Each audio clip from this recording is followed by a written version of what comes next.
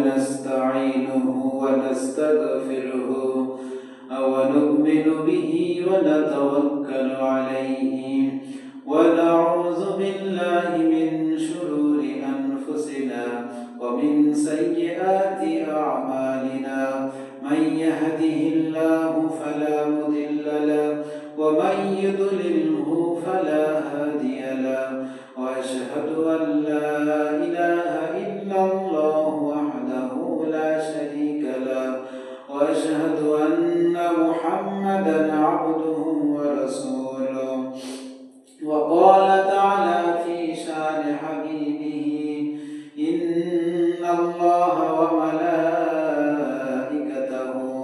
يصلون على النبي يا أيها الذين آمنوا صلوا عليه وسلموا تسليما اللهم صل على سيدنا مولانا محمد وعلى آل سيدنا مولانا محمد আলহামদুলিল্লাহ। উপস্থিত দিনদার ইমানদার পরহেজগার মুত্তাকি বাবাজিরা ভাইরা, আল্লাহ রাব্বুল আলামিন আমাদের সকলকে ভালোবেসে দুনিয়ার সমস্ত খারাপি কাজ থেকে সরিয়ে তার ঘরে তিনি সকলকে আসার মতো ক্ষমতা দিয়েছেন। সেই মহান মালিক যিনি গরিয়ান, যিনি সর্বশক্তিমান, আমরা তার দরবারে শুকরিয়া জ্ঞাপন করি আলহামদুলিল্লাহ।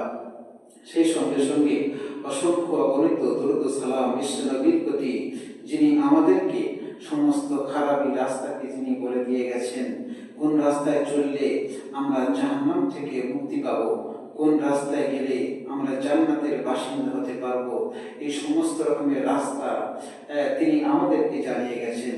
সেই বিশ্ব মানবতা বিশ্বনবী হাবিবুল্লাহ জনাবে মুহাম্মদুর রাসূলুল্লাহ সাল্লাল্লাহু তাআলা আলাইহি ওয়াসাল্লাম, তার প্রতি দরুদ ও সালাম সবাই পড়ি সাল্লাল্লাহু আলাইহি ওয়াসাল্লাম।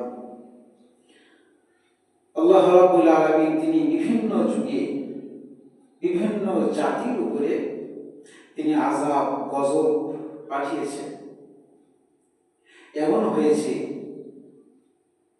যে অনেক জাতিকে, অনেক কওমকে তিনি একেবারে আযাব ও গজব দিয়ে তিনি শেষ করে ফেলেছেন, যাদের নাম নিশানা পৃথিবীতে নেই। এমন হয়েছে অনেক জাতিকে তিনি আযাব ও গজব দিয়ে তাদের আকৃতিকে তিনি পরিবর্তন করে দিয়েছে। কেউ বা শুকরে পরিণত হয়ে গেছে, কেউ বা বাঁদরে পরিণত হয়ে গেছে, তার নজির অনেক আছে। বিশ্বনবী সাল্লাল্লাহু তাআলা আলাইহি ওয়াসাল্লাম তিনি আল্লাহ রাব্বুল আলামিনের দরবারে দোয়া করেছেন, আল্লাহ আপনি আমার উম্মতদেরকে একেবারে নির্মূল করবেন না, একেবারে গজব দিয়ে একেবারে ধ্বংস করে ফেলবেন না, আর আপনি আমার উম্মতদের আকৃতিকে আপনি পরিবর্তন করবেন না। বিশ্বনবীর দোয়ার ওসিলায় আল্লাহ রাব্বুল আলামিন আমাদেরকে একেবারে মৃত্যু পর্যন্ত তিনি তওবা করার সুযোগ তিনি দিয়েছেন। মৃত্যুর আগ মুহূর্তে পর্যন্ত যদি কোনো ব্যক্তি তওবা করে ফিরে আসে, তাহলে আল্লাহ রাব্বুল আলামিন তার জীবনের যাবতীয় গুনাহ যা কিছু আছে তিনি সবকিছুকে ক্ষমা করে থাকেন।